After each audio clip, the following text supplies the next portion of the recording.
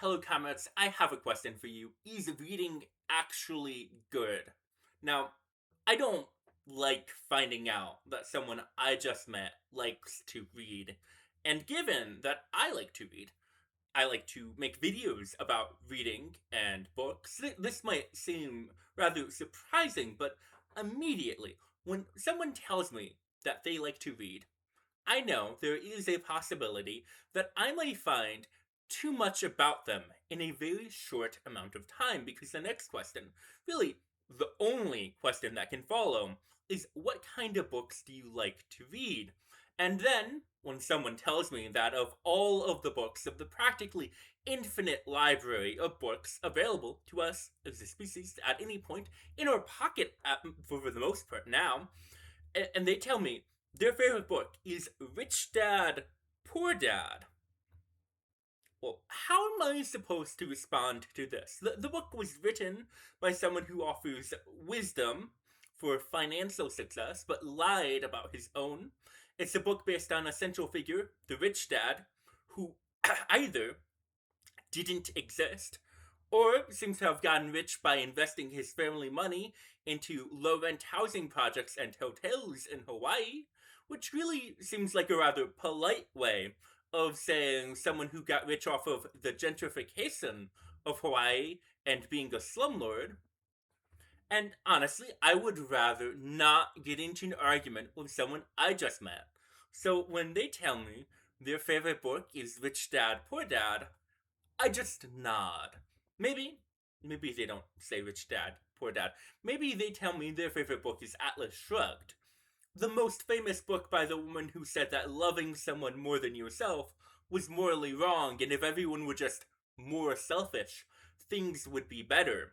Sometimes people tell me their favorite book is The Alchemist, a book so shallow and insipid that when I learned that it was written in just 2 weeks, I was not at all surprised.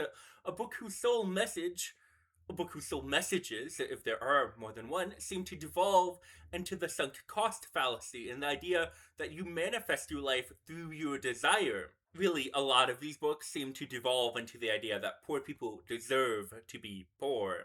Now, sometimes someone will tell me that they love to read and that their favorite book is the Bible. And maybe I'm just a terrible person for this. Maybe I'm just awful. But I can't believe that. I know the Bible is religiously important to many people. No problem with that. I know it's culturally relevant to everyone watching this video right now. I know that a few parts of it can even be quite interesting. But if you tell me that you love to read, and of all of the books in the world, you want to spend your time reading 30 pages about how to build a tabernacle, then I simply do not believe you. There are many books that aren't to my particular taste, but I can understand enjoying. I never got into mystery novels, but if you love them, that sounds great. Modern high fantasy, not really my cup of tea, but I've heard there are some really good ones. Maybe I don't need to hear all of the exact details about your favorite dark romance series, but I'm glad that you enjoy it. But there are some books which aren't just like outside of my personal taste, that aren't just poorly written. There are certain books that really do make the world a worse place. I heard someone recently, when someone was talking about one such book, The Bell Curve, a book which is famous for arguing for the reprehensible idea that certain races are smarter than others. And they said, the people who read The Bell Curve still read books. It's a simple sentence, and it's a true sentence. The people who read The Bell Curve do still read books, even if they are reprehensible books. But why? Why must reading automatically be a good thing? The literacy crisis has become quite the popular topic, with a number of proposed causes and solutions, but it seems like the entire world is shouting that we must read more without any further consideration. Now, when the most popular book on TikTok is poorly written and shallow, I don't think it's a bad thing per se.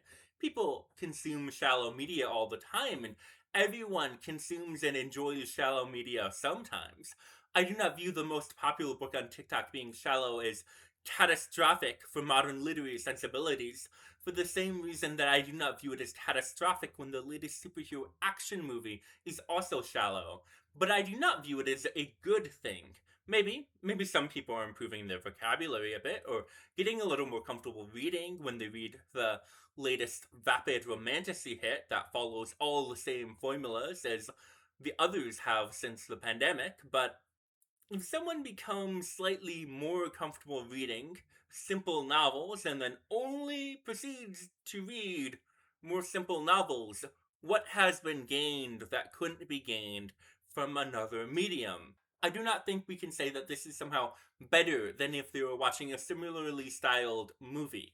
Harold Bloom said of children reading Harry Potter that it wasn't really reading. But this is patently incorrect.